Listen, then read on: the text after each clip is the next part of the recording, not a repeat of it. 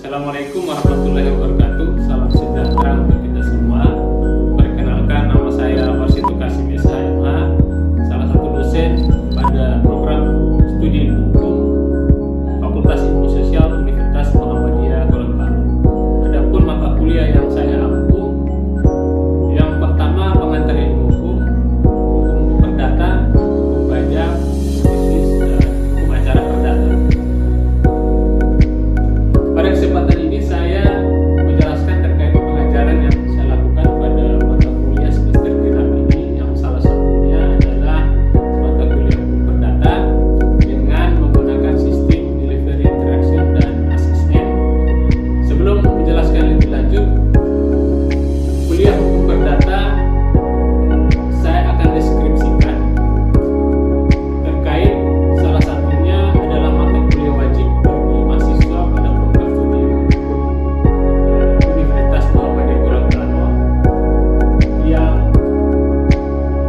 bertujuan untuk atau sebagai indikator kompetensi dalam mata kuliah ini. Yang pertama, mahasiswa dapat memahami lingkup berlakunya hukum perdata, baik terkait hukum perkawinan, hukum keluarga, hukum beda dan hukum perjanjian dan hukum waris. Yang berikut, mahasiswa dapat mengetahui dan memahami berbagai undang-undang dalam lingkup hukum perdata. Jadi terkait hukum perkawinan, keluarga, beda, perjanjian dan terkait hukum waris. Nah, yang berikut, mahasiswa dapat memahami proses dan tata cara perkawinan dan administrasinya, kemudian mampu membuat surat perjanjian, kemudian mampu melakukan pembagian harta warisan dan wasiat. Yang terakhir, mahasiswa mampu mengkaji dan memberikan solusi berbagai masalah terkait hukum perdata dipandang dari aspek-aspek berlakunya hukum yang berlaku pada perdata. Nah, adapun topik inti daripada mata kuliah hukum perdata yang pertama terkait subjek dan objek hukum perdata, kemudian terkait hukum perkawinan yang di dalamnya adalah ada perceraian dan hak asuh anak misalnya, kemudian ada hukum kebendaan, kemudian hukum perikatan atau hukum perjanjian, kemudian yang terakhir terkait hukum waris. Jadi dalam metode pembelajaran saya melakukan berbagai pengenalan konsep-konsep yang terutama menyangkut apakah dosen itu bisa menggali informasi dari mahasiswa mengenai persepsi mahasiswa dalam lingkup hukum perdata. Kemudian mahasiswa itu mampu mendiskusikan terkait persoalan-persoalan dalam lingkup hukum perdata, terutama di dalam membahas tentang perkawinan, hukum beda dan perjanjian. Kemudian pendalaman dan perluasan pemahaman materi itu dilakukan dengan menggunakan alternatif dan strategi berupa dosen menyampaikan beberapa hal yang masih baru yang dapat dipahami oleh mahasiswa dengan berbagai sumber dan referensi, kemudian melakukan analisis terhadap permasalahan dalam hukum perdata. Nah, kemudian dosen itu membuat semacam tanya jawab yang bisa memberikan award kepada mahasiswa yang mampu dan menguasai materi yang disampaikan oleh dosen. Kemudian wawancara atau diskusi, kemudian yang terakhir untuk mengembangkan keterampilan itu dilakukan praktek terhadap konsep-konsep misalnya pembuatan perjanjian atau pembuatan permohonan-permohonan dalam hal terkait perkawinan dan hak kepemilikan. Nah, untuk evaluasi pembelajaran saya menggunakan dua model penilaian. Yang pertama kehadiran mahasiswa dalam siap perkuliahan dan partisipasinya dalam perkuliahan, serta terkait etika dan moral mahasiswa tersebut. Yang kedua, melalui produk pembelajaran yang dilakukan melalui ujian tengah semester dan ujian akhir semester, dan beberapa tugas terstruktur yang diberikan kepada mahasiswa. Dan demikian beberapa pembahasan terkait pembelajaran hukum perdata pada program studi ilmu hukum Fakultas Ilmu Sosial Universitas Muhammadiyah Gorontalo. Saya tampilkan proses belajar mata kuliah hukum perdata di dalam kelas. Waalaikumsalam warahmatullahi wabarakatuh. Hari ini kita masuk dalam pertemuan keempat dengan materi pembahasan hari ini adalah subjek hukum perdata.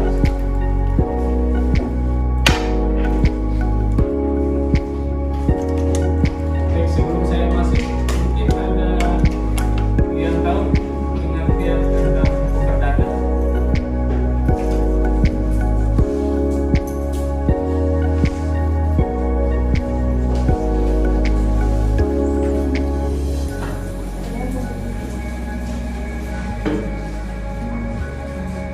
Ada yang tahu?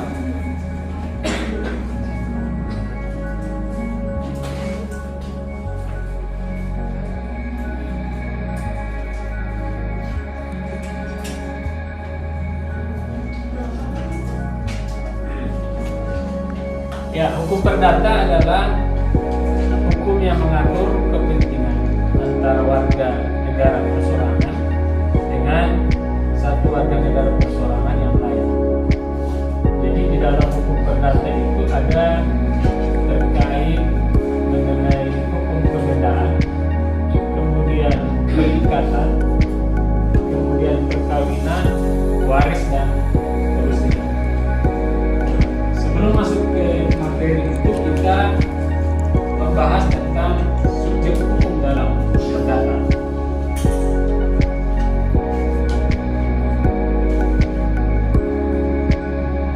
Nah, subjek hukum dalam hukum perdata yaitu yang pertama adalah manusia, orang. Jadi pengertian secara biologis, gejala alam atau gejala biologika yaitu makhluk hidup yang mempunyai panca indera dan mempunyai budaya yang berakal, berperasaan dan berkehendak. Sedangkan pengertian seologis, gejala dalam kehidupan masyarakat dalam hukum yang menjadi pusat perhatian adalah orang atau person. Nah, jadi setiap manusia diakui sebagai manusia atau pribadi atau subjek hukum, yaitu pendukung hak dan kewajiban, atau dalam bahasa Indonesia personally. Jadi hak dan kewajiban perdata itu tidak bergantung kepada agama, golongan, kelamin atau umur warga negara ataupun orang asing. Demikian pula hak dan kewajiban perdata tidak bergantung kepada kaya atau miskin. Ya, kedudukan tingginya dalam masyarakat, penguasa ataupun rakyat biasa semuanya sama. Nah, subjek hukum yang kedua adalah yaitu adalah badan hukum. Jadi arti secara yuridis atau secara hukum, badan hukum adalah sebagai gejala dalam hidup masyarakat, sebagai badan ciptaan manusia yang berdasarkan hukum, yang mempunyai hak dan kewajiban seperti manusia pribadi. Nah, jadi perbedaan subjek hukum antara manusia dan badan hukum, yang pertama, manusia adalah manusia ciptaan Tuhan, mempunyai akal, perasaan, kehendak, dan dapat mati. Sedangkan badan hukum adalah badan ciptaan manusia berdasarkan hukum yang satu saat dapat dibubarkan oleh pembentuknya, atau dalam istilah hukumnya itu likuidasi. Yang berikut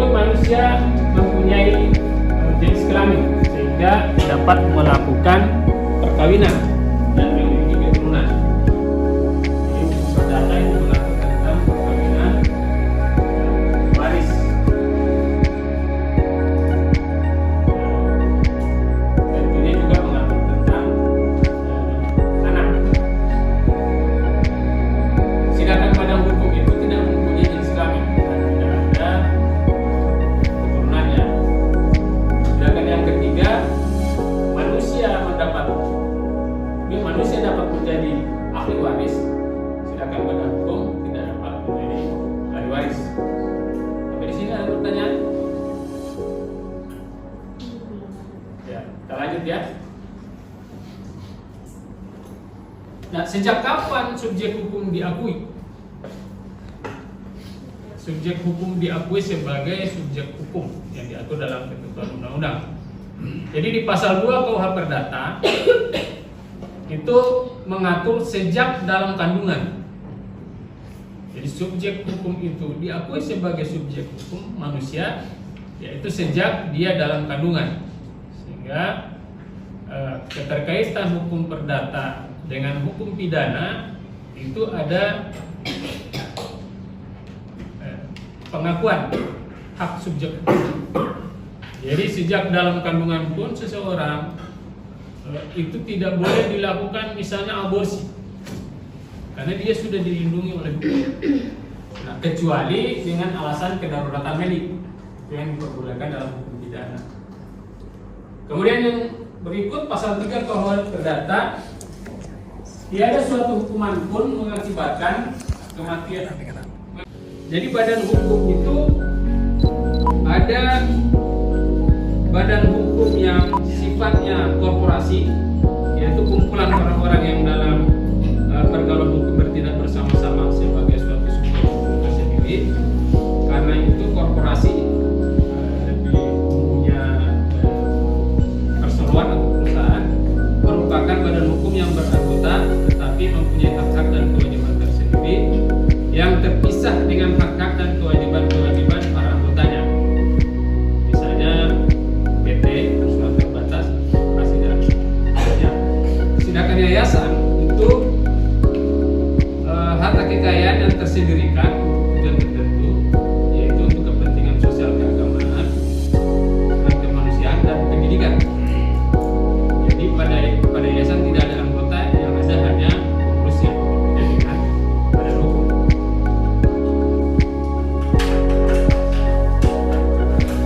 Oke.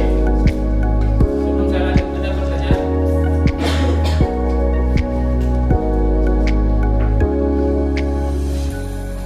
Ada yang mau ditanyakan? Silakan. Bagaimana coba pertanyaan? Kita boleh hak asuh anak tidak jatuh pada beberapa tidak pada bagi Ahmad Dhani.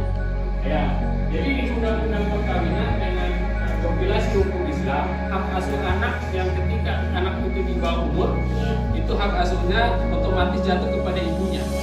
Nah, akan tetapi ada ketentuan yang membolehkan atau mengesampingkan pasal itu. Kalau di dalam persidangan dapat dibuktikan bahwa ibu itu yang pertama, sikap dan perilaku ibu dapat mempengaruhi kejiwaan anak. Misalnya ibunya suka mabuk-mabukan, suka keluar malam, tidak memperhatikan anak. Hal itu yang kemudian yang menjadi persoalan pada perceraian Ahmad Dhani dengan Maya Estianty. Jadi Maya Estianty itu katanya cuma mandi, mabuk, pulang malam sampai loncat pagar.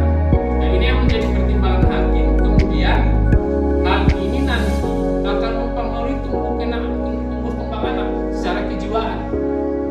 Dengan sikap ibu seperti itu, tidak memperhatikan anaknya, melalaikan kewajibannya sebagai seorang ibu, yang diperlihatkan bahwa bapaknya lah selama ini yang melakukan atau merawat anaknya. Tentunya hakim berpendapat bahwa adil lah untuk menetapkan hak asuh anak itu jatuh sama Ahmad Dhani.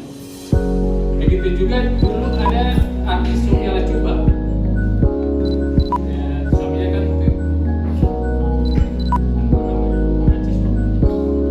Sophia Latjuba juga begitu. Hak asuh anaknya yang di bawah umur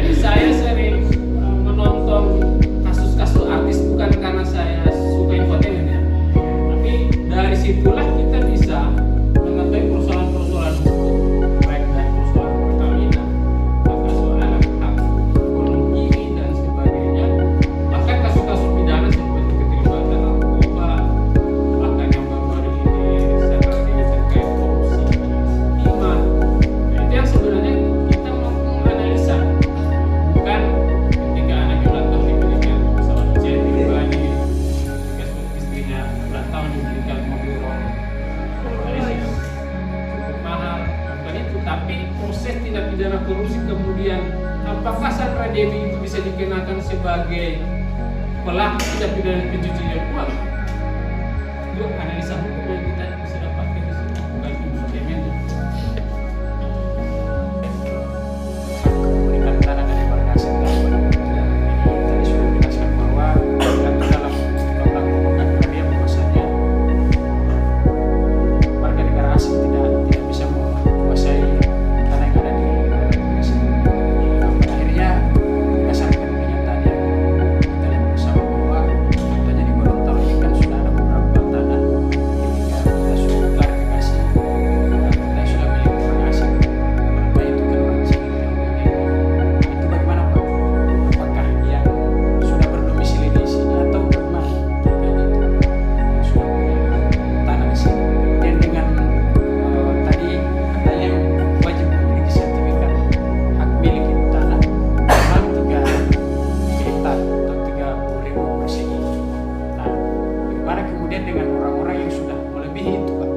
Dengan sertifikat sudah berapa banyak dengan ukuran yang sudah melebihi dari 30.000 hektar itu. Nah, kira-kira berdasarkan ketentuan di dalam perundang-undangan perdata itu seperti apa Pak sanksinya? Kira-kira seperti itu. Terima kasih. Bahwa agraria hanya warga negara Indonesia yang dapat mempunyai hak milik. Jadi banyak terjadi diduga warga negara asing itu memiliki tanah misalnya di daerah. Akan tetapi saya belum pernah mendapatkan sertifikat hak milik atas nama warga negara asing. Akan tetapi mereka membeli tanah, tapi sertifikat itu atas nama warga negara Indonesia. Itu kebanyakan terjadi. Jadi memang benar mereka membeli tanah itu, tapi sertifikatnya mereka atas namakan warga negara Indonesia atau warga lokal yang ada di wilayah itu. Nah, bisa jadi kalau dia memiliki hak kepemilikan atas tanah, dia sudah berwarga negara Indonesia misalnya, atau berdasarkan ketentuan yang ada, seseorang yang bisa menjadi warga negara Indonesia memiliki atau memenuhi syarat tertentu. Misalnya dia sudah 5 tahun berada di Indonesia, memiliki pekerjaan tetap di Indonesia, dia aktif bisa berbahasa Indonesia, dan ketentuan-ketentuan lainnya yang dia mengakui bahwa negaranya adalah negara Indonesia. Nah, ini ketika dia menjadi warga negara Indonesia tentu bisa mendapatkan hak kepemilikan. Baik, demikianlah pemaparan materi perkuliahan hari ini. Jadi mudah-mudahan bisa menambah wawasan adik-adik mahasiswa, dan pertemuan berikutnya kita lanjutkan minggu depan. Terima kasih. Assalamualaikum warahmatullahi wabarakatuh.